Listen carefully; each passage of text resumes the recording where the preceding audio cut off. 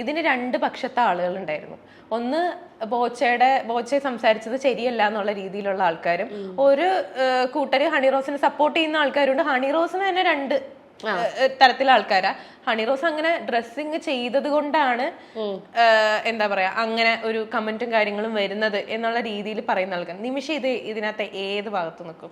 Dress ഇടുന്നതൊക്കെ ഓരോ ആൾക്കാരുടെ പേഴ്സണലുള്ള options ആണ്. ഇപ്പൊ എന്നെ സംബന്ധിച്ചു ഞാൻ പബ്ലിക്കായിട്ട് ഇങ്ങനത്തെ ഒരു ക്ലീവേജ് കാണുന്ന ഡ്രസ്സോ അല്ലെങ്കിൽ എന്താ പറയാ ഷോർട്സ് ഒന്നും ഇട്ടുകൊണ്ട് പോകാത്തൊരു വ്യക്തി, എനിക്ക് അതിന് താല്പര്യമില്ലാത്ത ഒരാളാണ് ഞാൻ. എൻ്റെ റീൽസിൽ മാത്രമാണ്, ഒരു സിനിമയിൽ പോലും ഞാൻ അങ്ങനത്തെ വേഷം ചെയ്തിട്ടില്ല. എൻ്റെ റീൽസിന് വേണ്ടി മാത്രമാണ്. അതെനിക്ക് പേയ്മെന്റ് ആണ് മുഖ്യം ബിഗിലേ, അല്ലാതെ ആരും കൊണ്ട് തരാനില്ല. അതുകൊണ്ടാണ് ഞാൻ ഈ ഷോർട്സ് ഒക്കെ ഇട്ടിട്ട് ഞാൻ വീഡിയോ ചെയ്യണത്.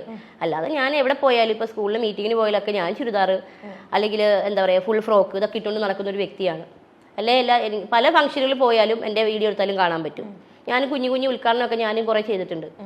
ചെറിയ ചെറിയ ഷോപ്പിന്റെ ഉദ്ഘാടനങ്ങളൊക്കെ ഞാൻ ചെയ്തിട്ടുണ്ട്. അവിടെ പോയപ്പോൾ ഞാൻ മാന്യമായിട്ട് ഡ്രസ്സ് ഇട്ടുകൊണ്ടാണ് ഞാൻ പോയേക്കുന്നത്. അല്ലാതെ ഞാനിപ്പോൾ അങ്ങനെ ഒരു വൾഗറായിട്ടുള്ള ഡ്രസ്സ് ഇട്ടുകൊണ്ട് പോകാൻ നമുക്കൊരു കംഫർട്ട് ഉണ്ട്. എൻ്റെ ബോഡിക്ക് ഇപ്പോൾ ഏത് ഡ്രസ്സാണോ ചെയ്യുന്നത് ആ ഡ്രസ്സ് ഇടാൻ നോക്കുക. ഞാനും അങ്ങനെ തന്നെയാണ് ചെയ്തേക്കുന്നതാണ് എൻ്റെ വിശ്വാസം.